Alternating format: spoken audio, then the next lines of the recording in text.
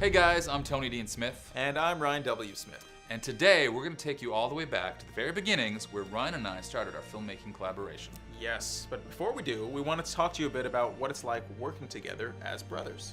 Which I gotta say, in truth, it's a pretty amazing thing. You know, not a day goes by when Ryan and I aren't calling each other to discuss some kind of theme or character trait or world event that drives us. And it's a pretty amazing thing to be in this life as a filmmaker and having my brother be my fellow filmmaker. It's pretty cool. Yeah, we're fortunate to have that partnership where we can trust each other all the way. We can be brutally honest with each other, and hopefully it makes the work better. I think it does. I think it always does. Now, the truth is, it wasn't such an easy collaboration. It wasn't such like even footing for both of us. Yeah. You go back to when I was a 12-year-old director / dictator, and Ryan was a 7-year-old actor for hire, and, you know, wasn't quite the Yeah, a lot of people don't know this, but I'm actually still technically under contract.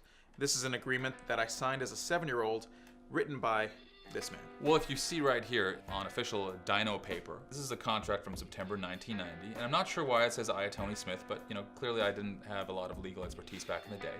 But it says here, Ryan will have to come out and shoot the scene whenever needed and will do it well. And if I shout at him during the shooting, he will not wimp and go crying.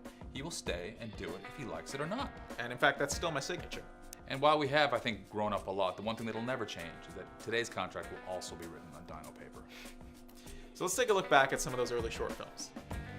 That is a very cool logo. So we'll start the way back machine with a little film called Mr. Fantastic. This is me as a 12-year-old director and Ryan as a 7-year-old actor. And you know, for a young James Bond, you're pretty good. We did our own stunts, and I only dislocated my shoulder once. You know, in the early days, of course, you pick up a camera and you're trying to emulate the things that you love. I remember at the time I loved the movie Ghost, and you know, if I could make someone disappear on camera, that would just be amazing. So That was a pretty amazing visual effect. thank you. How did you do that?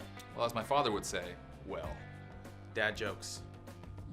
When our parents went out at night, that was our opportunity to lift up the camera and try stuff. And it was so cool having family around, and Ryan and my 2 sisters, because we would just film stuff all the time. I don't know if you remember, but we were editing in camera, and one of the things that I started to notice, like a comic book, that every shot had to be a different size and a complementary angle. And I really pay attention to that so that all of my cuts were from a wide to a close-up to an over-the-shoulder.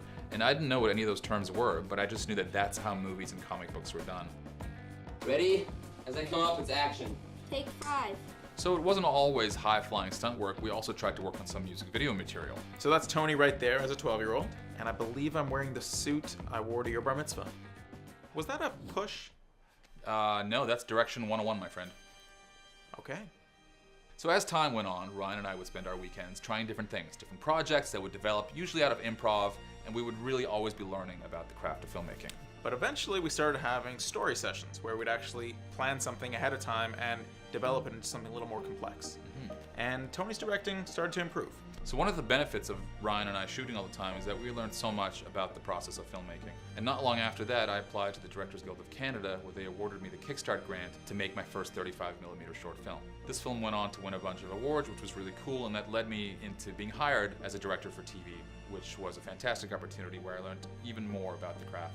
And I think as well, when you get older, you see the world differently, and certainly from a directing standpoint, you want to lens your material differently as well. Which gets me very excited for Volition because, as mentioned, it's about a character with clairvoyance, but not from a superhero gift type of way. It's much more of a sickness, it's an affliction. So to be working visually from those themes and from that type of script gets me very excited because it's brand new material. Yeah, and speaking of the themes and the script, next episode we are going to be looking at Volition from concept all the way to the finished screenplay. So we invite you to join us. We're going to be taking a behind-the-scenes glimpse into what it's like as brothers wrestling over story, sometimes just wrestling because it's fun, Pulling each other's hair out, all that. it all that works. stuff. Anything for story. So come on back.